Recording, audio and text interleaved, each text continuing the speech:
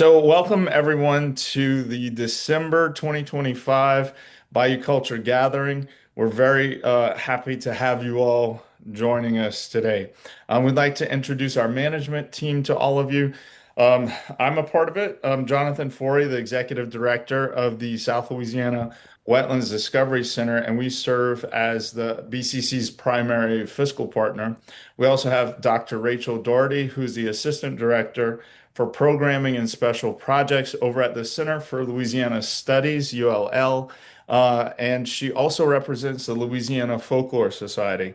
We have Maria Zarang, who is the Folklife Program Director of the Division of the Arts, and of course, Dr. Gary LaFleur, who's the R.E. Miller Endowed Professor of Honors Studies over at the Center for Bayou Studies at Nicholls State University.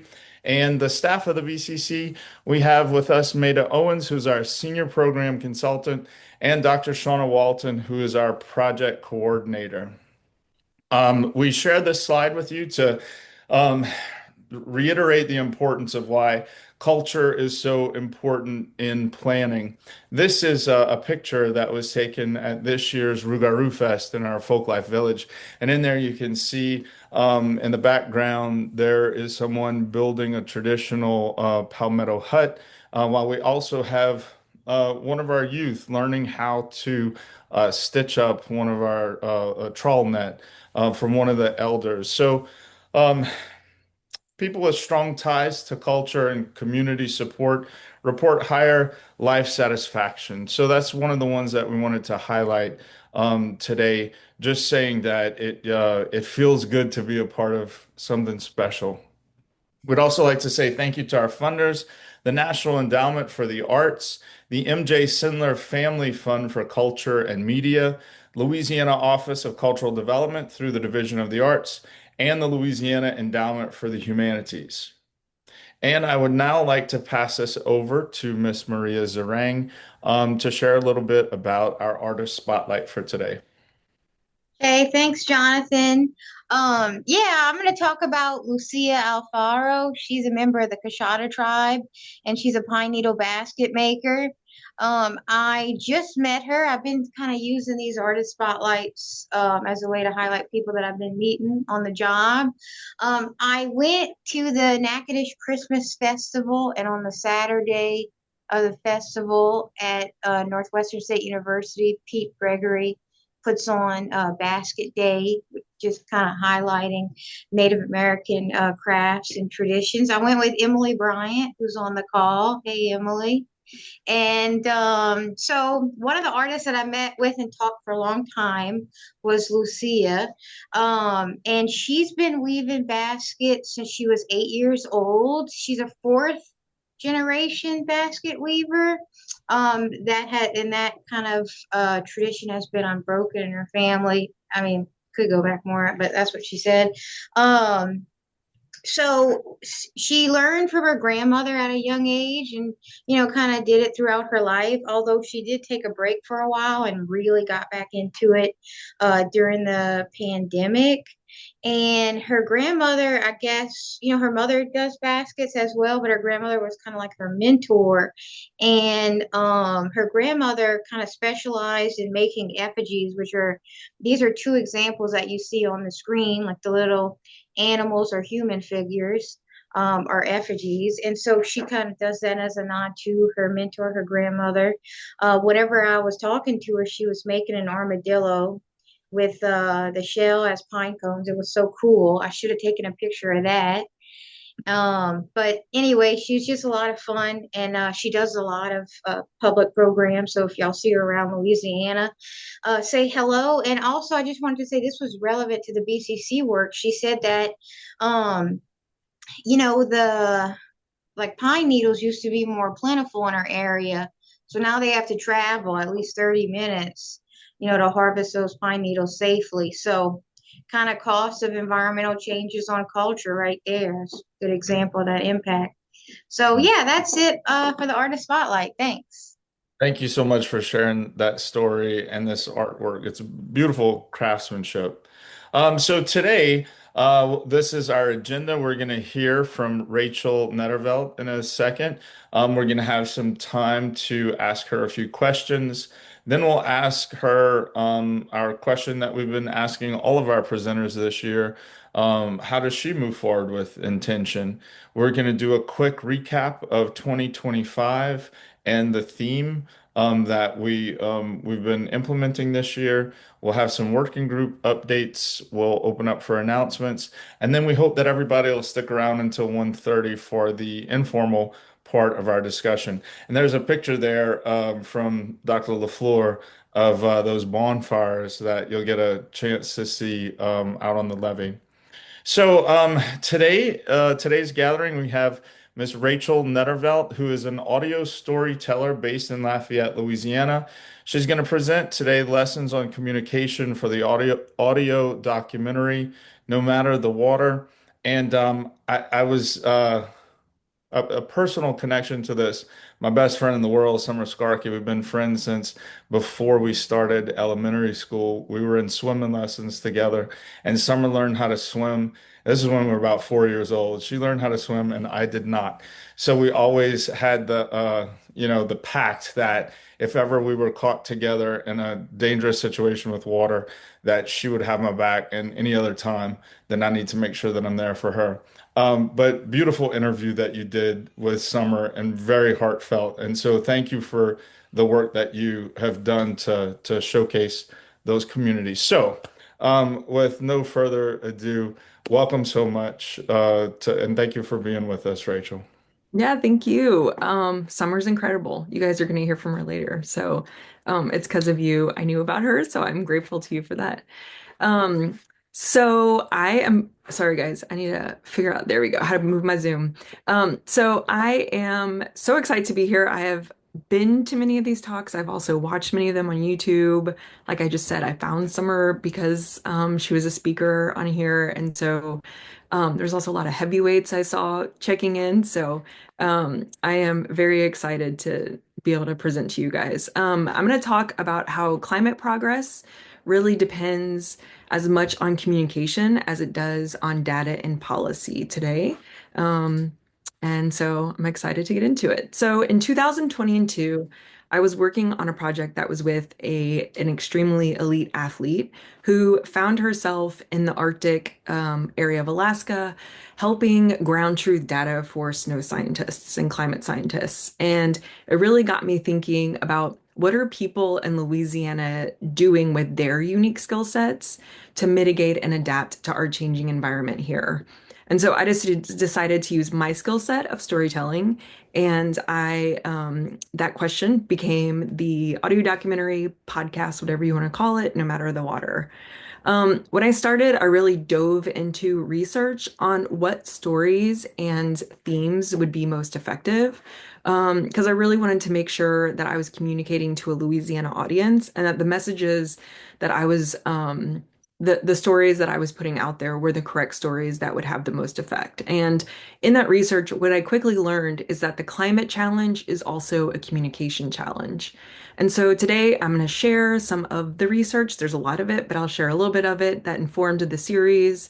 And then I'll play a clip for you guys and kind of talk about how that research was realized in the episode. And as a quick side note, I'm going to use the term changing environment because I mean both things that have to do with climate change and things that don't, such as coastal erosion. But I also can talk later about how you can lean into climate change and not be worried about it.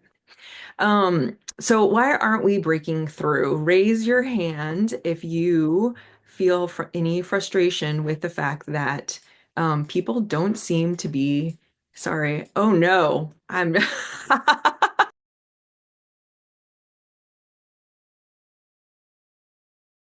Rachel, I think you muted yourself accidentally in your efforts to not draw on your PowerPoint, so we can't hear you right now. It's really, you got the lutin. That's what we would You call you. guys, this new Zoom Now is I hear you. Yeah, the this lutin is new breaking into Zoom. your computer. For those that don't know, the new Zoom is it's got a mind of its own. So like I was saying, raise your hand if you have ever felt any frustration with people not understanding how dire our situation is here, maybe not acting on it out of the direness that you feel like they should. So definitely see some hands going up, and it's a understandable frustration, right? But there's good news, which is that the research shows us something surprising. It's not that these people aren't reachable, it's that we're not reaching them where they are. And so instead of reading this disengagement as a lack of people having concern, we really need to approach it as a lack of effective communication. So the first thing I really kind of quickly want to say is that this challenge is not about politics, and we really need to take the politics out of our communication. It might sound too counterintuitive or weird, but the effects of our changing environment are happening to people along the entire political spectrum. Nature doesn't care who you vote for, what party you're registered to. And I'm not saying that there's no politics in play with the policies, the outcomes, and obviously what communities are affected, but we really need to think about how the environmental impacts are shared across all political lines. But for the most part, the approach that we're using with communication is not across political lines. One example I'll give is when I was doing an interview for No Matter the Water, I was actually asked the question that was clearly from a liberal point of view. If anyone's politics have been challenged or anything along those lines. And my response, I was kind of surprised they asked that, first of all. And my response was just, this isn't political. And so we really need to think people who are in media and also people who are communicating, just making sure that we're clear that this isn't a political issue. So the challenge, like I said, isn't about politics, and there is research that shows how we can fix this. So how we talk about climate change determines who listens, what they support, and whether action happens. So how we talk about it will determine who listens, what they support, and what actions they will take.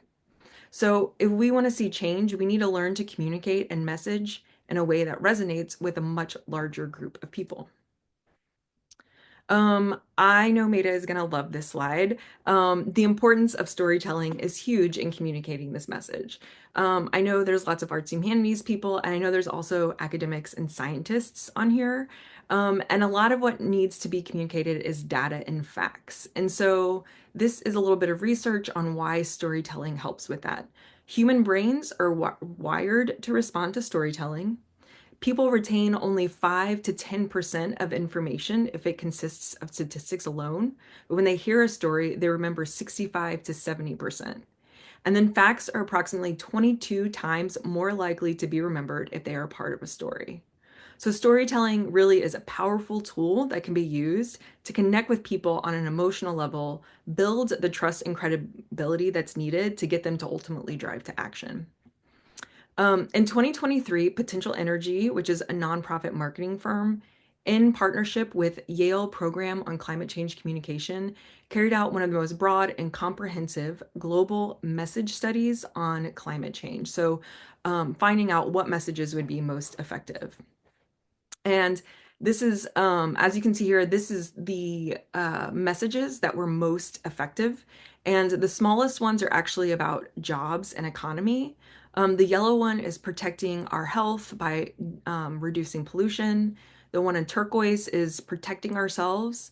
And then the one that's in blue is actually about protecting future generations. And I love that this data shows that there's something universal in us about people being motivated to protect the places and the people that they love, especially for future generations. And when we look at Louisiana specifically, we see a really similar pattern. This is from a statewide survey from Greater New Orleans Housing Alliance. And as you can see, this is a testing to see um, how people feel about shifting investments from oil and gas to renewable energy and how it would benefit jobs or the economy. And so initially people were really skeptical. And after messaging that they used, they found that there was the greatest lift among jobs and economy. And so that really tells us that contextualizing the message really will make a difference in moving people to action and thinking differently about the messages that we're trying to put out there. Um, Especially on jobs and economy, which are things that really move people and everyday families in Louisiana.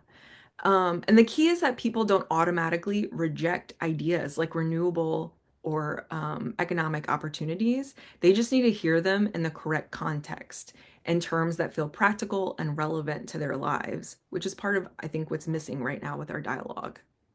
And then if you look here and the ones that are circled on the left, there's these other ones that actually had really high positive impacts before and after the testing. And those are ones, future generations of Louisianans, the health of families like yours, and the effects of climate change in Louisiana. And this really reflects the results of the global study that I just looked at.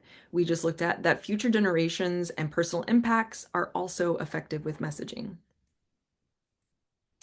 So, what does that say? People aren't rejecting climate change, they're simply not hearing them.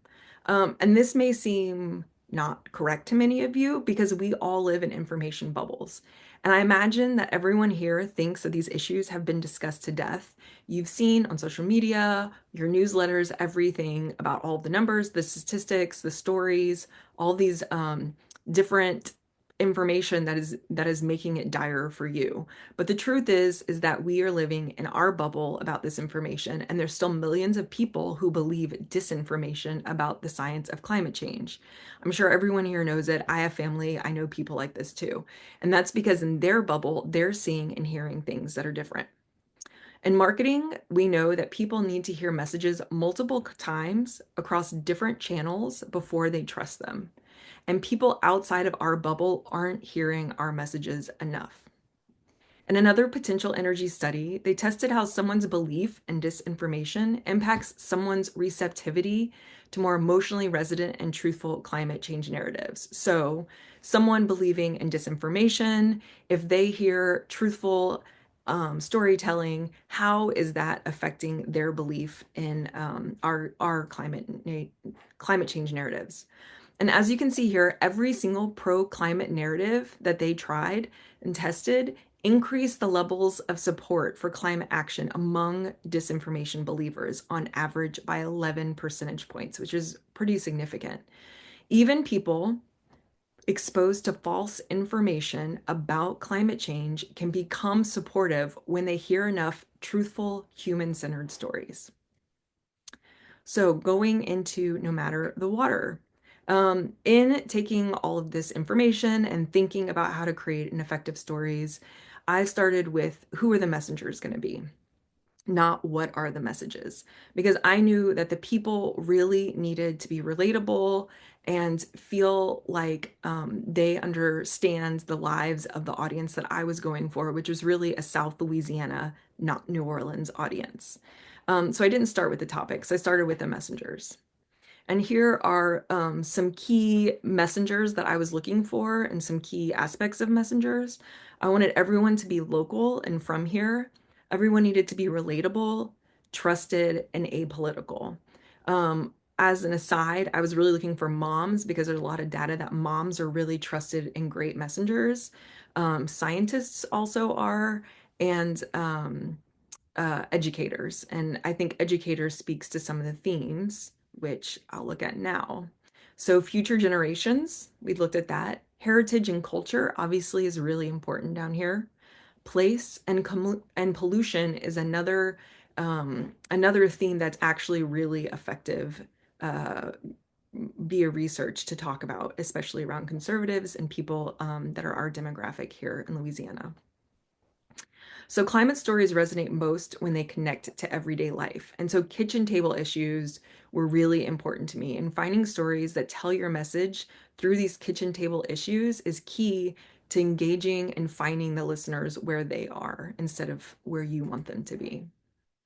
So this is Summer Skarke, as Jonathan mentioned. She is an incredible human. She's a mom, she's an educator. She's at now a principal since this episode, or since this kind of arc of this project happened. She lives in Chauvin, which obviously I think all of us know or probably is deeply affected by sea level rise and climate change. It's kind of getting the brunt of a lot of the effects of our environmental changes down here. I'm going to play a clip from her story, and she's going to talk about when she was at a symposium and she was on a panel representing what she says is the bottom of the boot as an educator. And the other panelists were really pushing her and asking her questions about what her community would do whenever her community began going underwater or was too affected to have schools in the area, and a lot of issues that are actually really emotional and important to her. And when I play it, I want you to listen for two things in the clip. First, how long-term projections felt impossible for her to hear at the time. And then second, how her lived experience changed everything for her. So I'll go ahead and play the clip. Because in my head as an adult, I could not wrap my mind around what they were telling me because that was never going to happen. So why are we talking about things that's like ridiculous? That's how I felt.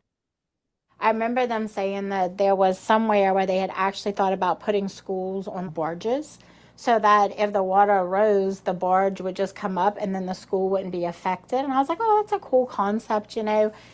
And they were like, oh, you know, we're projecting this 20, 30, 40, 50 years from now. 5 years later, Ida hit and took out every school in our community.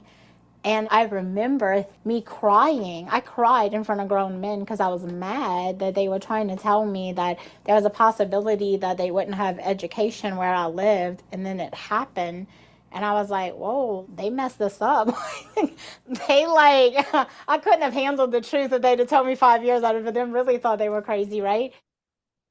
And so I say that I know you kind of asked me, how do you talk to kids about it? I don't know that I do or that I ever really did because it's such a touchy subject and it's almost like something you don't want to. How do you talk to someone about that one day the place where you live might not exist or it might be in the water? It's a hard concept to imagine that the house that I live in may not be there one day because it's just water. Even though I've seen things like that happen to some degree, I don't know that I even know how to touch that subject because I've seen that it could be a reality, you know?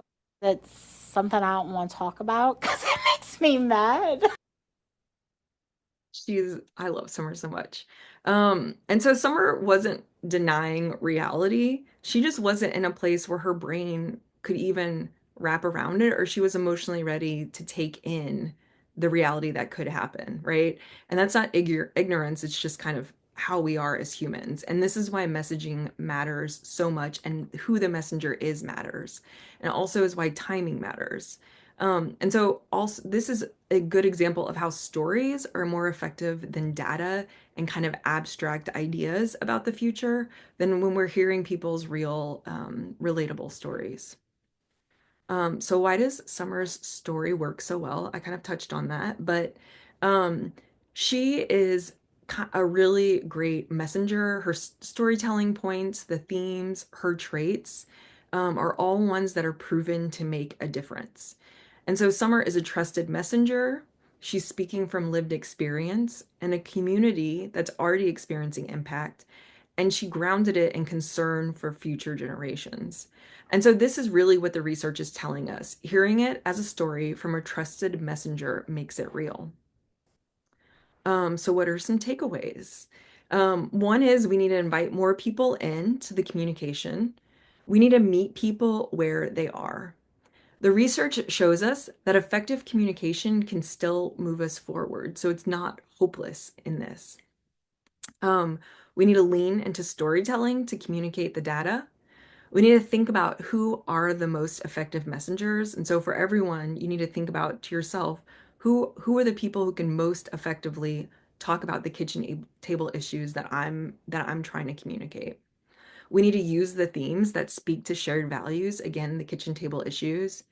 And remember that people care more than we think if we're willing to meet them where they are.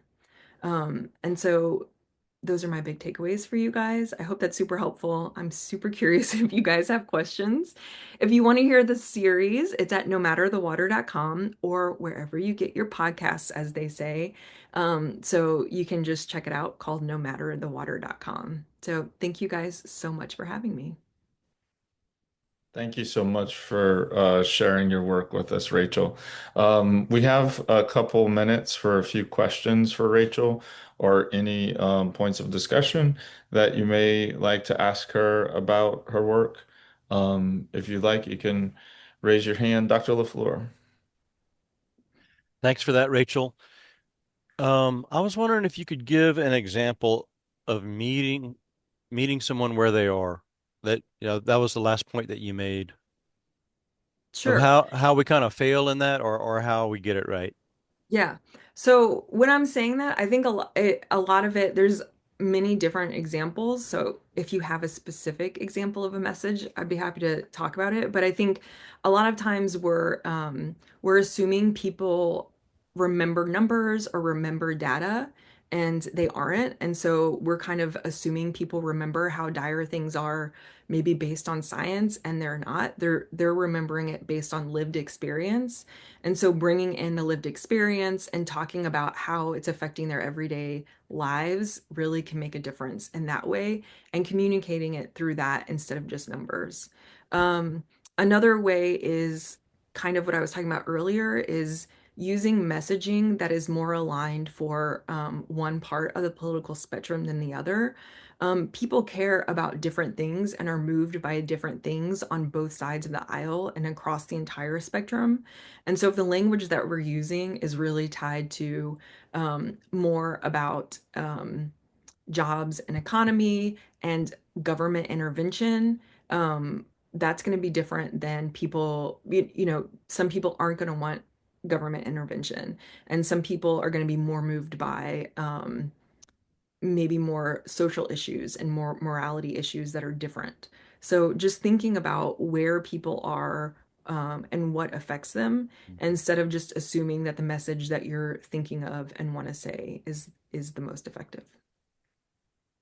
Thanks. That makes sense. Honora?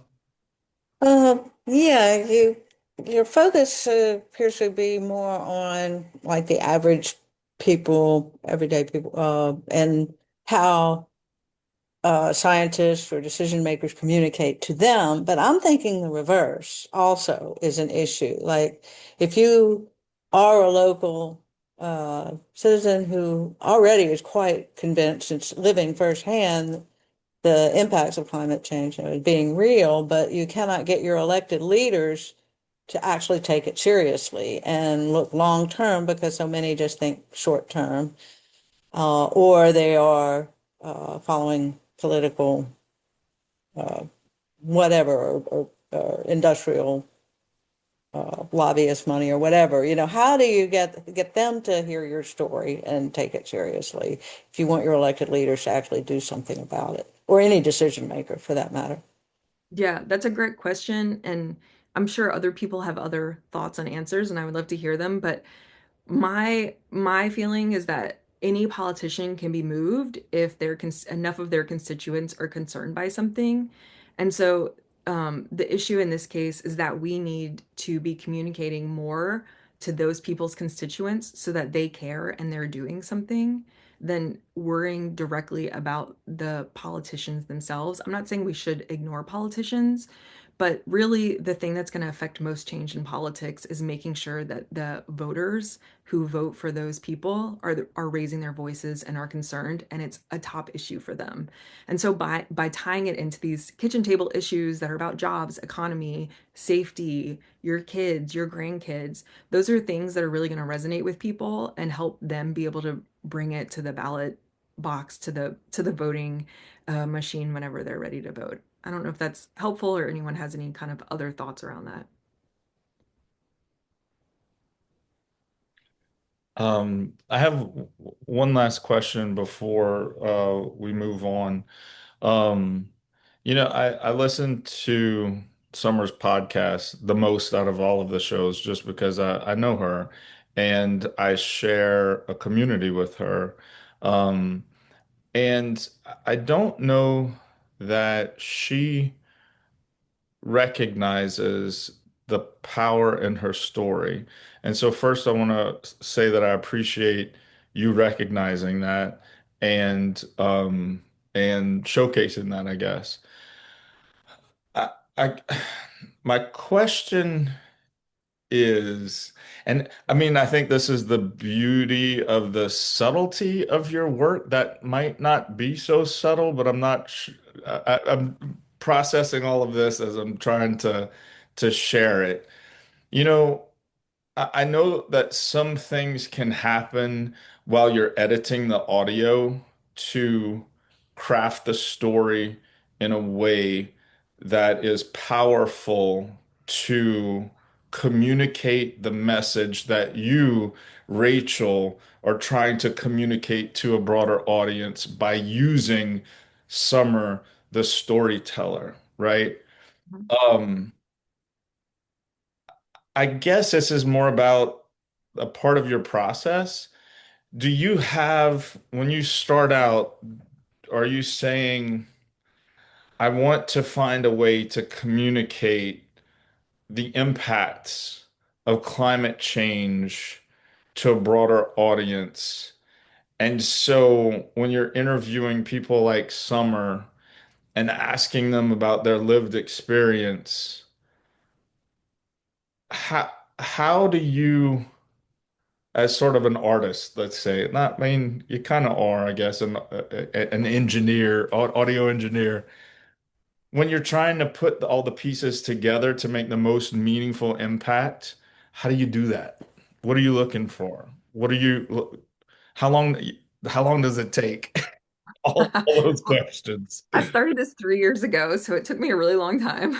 Um, but I think uh, it's so I've a film background before audio, and so to me it's casting basically.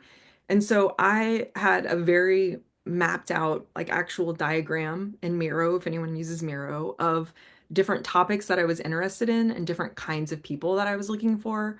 At the top of it, it actually says kitchen table issues. So that was like a focus always for me. And I would just talk, I've talked to a bunch of people on this call. I talked to so many different people, just finding leads to someone who was working in areas that I was interested in who had interesting stories in different ways. And I think part of it is my experience. I can tell what's going to be interesting to people because I've been in this industry for so long. Um, but then I think, I mean, Summer is actually like a really good example because Summer didn't fit the mold I was looking for exactly. I was really looking for people who had found just a random way to use their skill set in an adaptation or mitigation effort. And Summer isn't really that. I interviewed Summer because I thought she might be interesting as an educator, but she hadn't actually taught directly the classes, which is what I was thought I was looking for. But she was such a powerful messenger that I knew I needed to figure out how to have her be the episode about education. And she's also an amazing poet. And so I was able to kind of work those both in. And I use Summer more as kind of the first episode to set up why is this so important and what are we experiencing?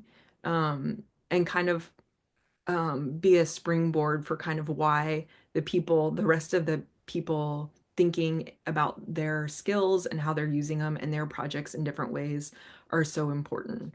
Um, and in a way, it's also kind of, she's like the psychological part of it, right? She's like how she's talks a lot about how she's processing it. She processes it through poetry, how she talks to her students about it, how she doesn't want to think about it.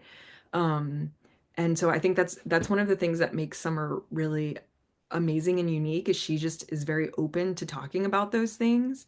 And just she herself is an incredible subject and incredible storyteller. So Mm, mm.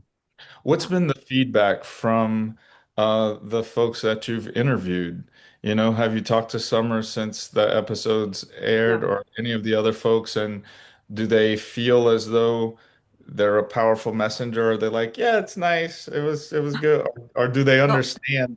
Do they really understand the importance of what they've contributed to the messaging and uh-huh. to getting the word out? I don't know. I mean, that's not like a question I ask anyone individually. I've reached out to everyone. I don't know, like Buddy, for example, I do not know his feedback and I will never know his feedback. If anyone listens to his episode, he's Yeah, not gonna care. yeah, But yeah. he was the most like, why are you talking to me about this? You know? And his story is really amazing also. Shout out to Elizabeth English, who is on here. His is about amphibious homes. So, I think I think people, I don't know. I mean, Summer said she cried and her husband cried. I was surprised how many people told me they cried when they heard Summer's episode. I wasn't expecting it. I think Monique's is really emotional as well. I know people cried in that one, but um I don't know. I don't know. I know people are excited about it and have shared it. I don't know the extent to which it's made them think differently about themselves. I'm not sure. Last question, I promise. Okay. And then I'll get to the next to last question. Um, is there any way that you are able to measure the impact of the podcast? Because in everything that you presented to us, you told us what we need to get that message across. But Mhm. how can you say, because I know it's working because I listen to them all and I'm like, yes, I feel it. So I know that, but I'm also in that bubble with you, right? How will you know that this is working? Yeah. I don't have the money to know if it's working. A lot of the data that I was showing is actual studies where you can Sure. have focus groups and you can kind of do these different things. Um, I did like try and reach out and see if someone was willing to pay for a focus group for Yeah. it, and it did not work before it came out. But I think that's kind of usually how you measure things to get data that's, is pretty reliable. I otherwise it's just like people talking to me and telling me how it affected them, which has happened. A lot of people are like, I'm thinking about gardening differently and I'm inspired to do that, or I didn't under like I knew what was happening on the coast, but I didn't know until I heard Summer's episode. And so I think a lot of it is just anecdotal from what I'm hearing. And that is within my bubble too. Again, I think money has been the biggest limiting factor, and unfortunately, it's come out in a time where there's even less money right now for things. Yeah. But yeah, I think if that answers your question, the way Yes. I would measure it if I had endless money would be to do kind of a study on it. Yeah. Thank you so very much for sharing this with us, the methods that you use that we can use to better communicate these topics. We really appreciate it. Um, One thing that we like to ask all of our presenters is how do you move forward with intention? That's been the theme for this year. And so we'd like to pose that question to you. Yeah, thank you. I think I'm just gonna tie mine into what the theme I'm talking about is being intentional about communication, and being intentional about how I think about our environment and talk about it to other people. It's something I've had the pleasure and honor of being able to talk about through the podcast, through different media, and press. And it's something that I am being really intentional about is thinking who is listening to this right now and what do I think it is that they need to hear from this series, because everyone needs to hear something different. And so just being intentional with my messages and my words and communication. Thank you for that. Yeah, thank you. And thank you for being with us today. Again, everyone, please stick around. We'll have Rachel with us through the informal part of our discussion today, too. One of the things that we'd like to do as we approach the end of this year is sort of celebrate and recap the things that were discussed about how people move forward with intention. And so, in the very beginning of the year, our management team did presentations about how they moved forward with intention. And Dr. Rachel Doherty mentioned about sharing folk tales and stories, in particular with her daughter, who was then able to share those stories with her peers. And then we had Dr. Gary LaFleur and Sarah Fontana talk about intentionally providing place-based learning opportunities.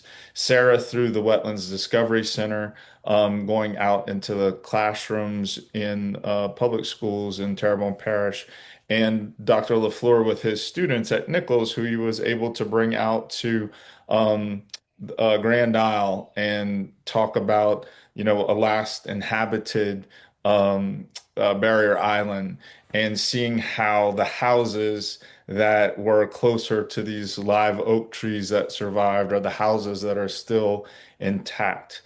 Sharing those opportunities, those place-based learning opportunities. Then we had Dr. Jennifer Morrison, who talked to us about investing in our communities intentionally. And she was talking both economically and socially, giving that attention to those communities. Mr. Glenn Petrie was with us, and his takeaway was intentionally valuing the work of tradition bearers, making those people feel valued and important, so that those traditions would continue to be lifted up and held. We also had Miss Madeline Dehart, who talked to us about seeking out what work others are doing and seeing how we can help each other by sharing what each other's doing. So later we had Dr. Marla Nelson talk about intentionally placing justice and equity at the center of city planning. And then there was a theme that myself, Maida Owens, Dr. Walton, Christine Verdant, and Bryn Haas talking about when you do things with intention, it takes effort and it takes some planning. So making sure that those things are baked into whatever it is that you're trying to get done.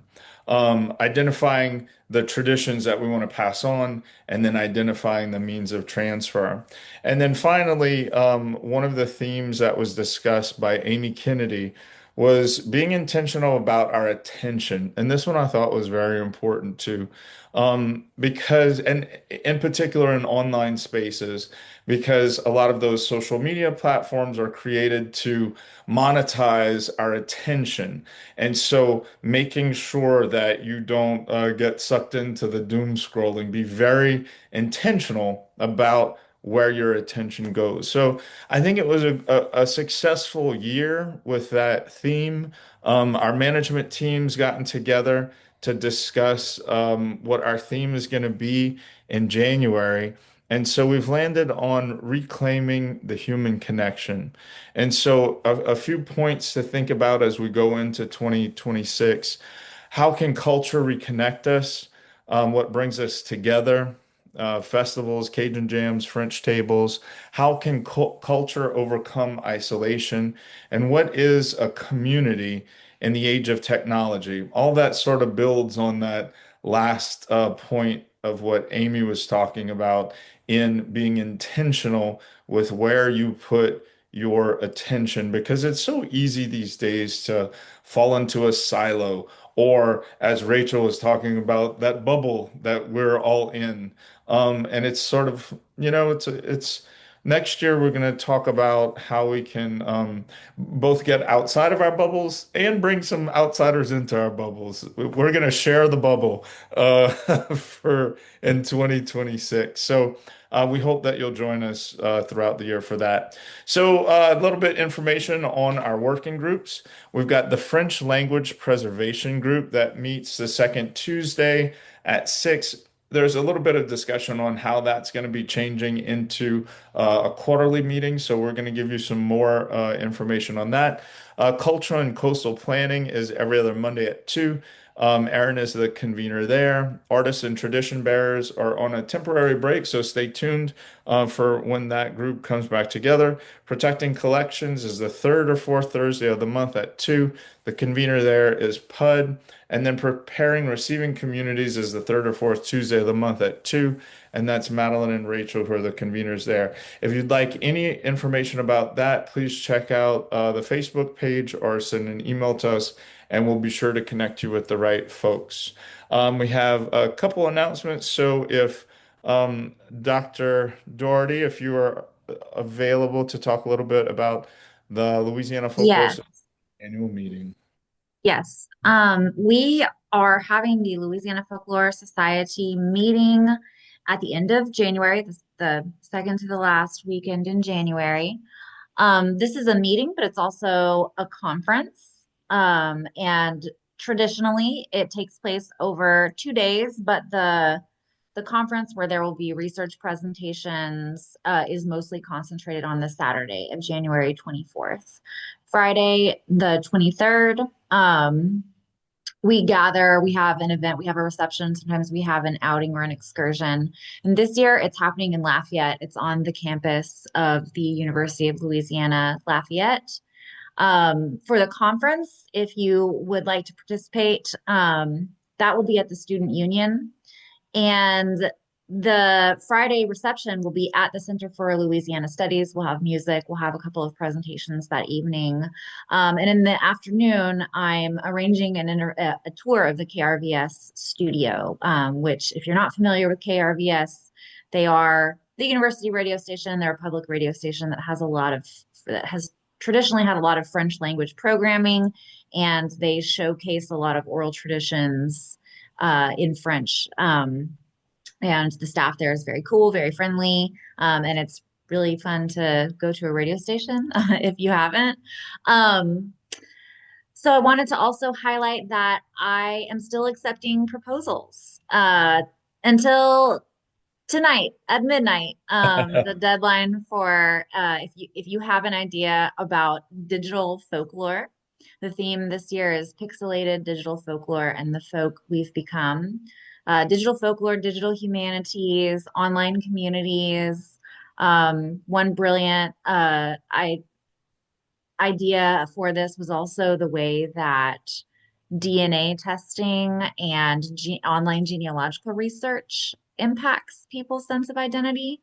We did have one person who's exploring that, but please visit the Louisiana Folklore Society website. You can see the full call. So it's louisianafolklore.org. And then you can email us, louisianafolklore@gmail.com, with a proposal if you have an idea for a 15-minute presentation. And but we hope that you come just to listen to the research. And again, and also just to reiterate, this is not a scholarly or professional organization.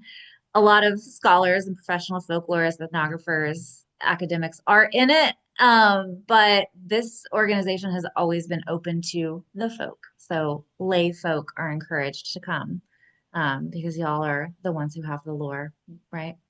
Thank you for that, Rachel. And also, I feel like around this time last year, I had every intention of being able to go to the Christmas gathering so that I could see Pud dressed up as Santa Claus because I hear that that's like a great tradition over at ULL. Did that happen already, or is there still? Yeah, we did that yesterday. Oh man, please tell me Pud was dressed up. Yeah, we'll send you. Yeah, you'll see. All right, I need We'll to send see you pictures. pictures. Yeah, All he right, did. He always dresses as Santa with that's his awesome. real beard, real white beard. That's great. That's great. Thank you for that. Also, there's the Folk Alliance International Annual Conference that is going to be taking place in New Orleans, January 21st through 25th. This is largely about folk music, but there's also going to be a little bit information and panels just about folklore in general. So that might be fun for some folks to attend as well. Any other announcements from our group? Anybody have anything that they would like to share? Anything that's coming up? Um, can't think of aside from Christmas and New Year's. I have in Thibodeau, we have a Thibodeau Christmas bird count. If anybody wants to participate on that, it's the 3rd, January 3rd. It's a Saturday. If anybody likes to bird watch and wants to count birds, you're welcome to join us. Can you say a little bit more about like what's the process of what you're doing and how to get in touch with somebody if anybody on the call would like to do that? I can put my email address in here. Essentially, it's we're gonna split up in several teams, and we're gonna I think it's like we have 7 teams, and we'll go to different areas in a circle in Thibodeau, and we're gonna count every bird that we see and hear from like early in the morning till it's dark. That's awesome. That sounds like fun. Are y'all looking for anything in particular or like excited to We're hope? happy to see anything rare, but you Yeah, can't, if it's there, it's there, and if it's not, it's not. sure, sure, You know, but if we're excited when something's rare is there, but if it's rare, we need to prove that it's there. sure, sure. Gotta And this have is photographs and things like that. But yeah. And it happens every year yep, this time. Okay. And that this Christmas bird count, I'm going to be helping Delana with that. It's going on all around the world. So Nice. it's not always on Christmas Day. It's like a 2 week window. And so other people are doing it in other towns all over. So the data just pours in. It's a great example of citizen science project that has been successful. What's the purpose of it, or how is the data used for people this just to see migratory patterns or this actually allows, birds are considered, they're good signifiers of the habitat. So it kind of lets people know if there's a decline in birds, they can kind of gives a good indication of how the habitat's doing. So there was I guess a few years ago where they had like so many billion birds had disappeared, and they could tell that based off of Christmas bird counts and breeding bird count studies. One of Because the things that they were long-term studies. yeah, yeah. and Delana's work helped, kind of bring out the fact that we had these limpkins show up Yeah. about 7 years ago. Like the apple snail showed up now almost 20 years ago, 15 years ago. The apple snail was a problem. And after a while, the limpkin showed up. That's this Mm. bird about the size of something like a big chicken, and he eats apple snails. And the Christmas bird count kind of is one of the groups that. That was the first sighting of a limpkin in Louisiana. Wow. Was our Christmas bird count That's awesome. at Lake Buff. Yeah. That's very cool. Yeah, on her in her program. And another weird thing that's going on the Louisiana coast right now is we have flamingos. People have been seeing, Uh, every time people see the flamingo, they say, you just seeing a roseate Frozen spoonbill." Spoonbill, yeah. But the photos are coming in. There's this group hanging out around Timberlake Island of real flamingos that showed up about 3 years ago. It's a bigger bird. It's a bigger bird I than a was spoonbill. always suspicious of the flamingos at Audubon Zoo because they're not kept in any kind of enclosure. They're just kind of like there hanging out. I'm wondering if maybe those are the ones that get out of the zoo, go hang out at Timberlake, and then Yeah, but those check would back have bird in. bands on them. Those would have bird bands on them. So no, no, I'm no. just, I'm just messing. I'm just No, messing. no, we look into that. We look into that for sure. Yes, indeed. But Thank yeah, you. if anybody's interested, then just send me an email, and I can tell you how you can participate. Awesome. Thank you so much, Thank Elena. y'all. Gary, did you have anything else, or was that what you wanted to share? Yeah, I was just chiming in with that. Yeah. Excellent. Excellent. If you would like to stay connected with us, we hope that you'll join our Facebook group and you can feel free to post things like the Christmas bird count, like the LFS meeting. It's a place where we can share information with everybody. And so that is how you can stay in touch with us. And so we hope that you will all stick around. This concludes our year of being intentional. So, but that doesn't let us off the hook. That doesn't mean we cannot be intentional moving forward. That just means we have a lot of ways now to move into 2026 with intention and to become better connected with each other. So we hope that you'll stick around. Thank you again for being with us today.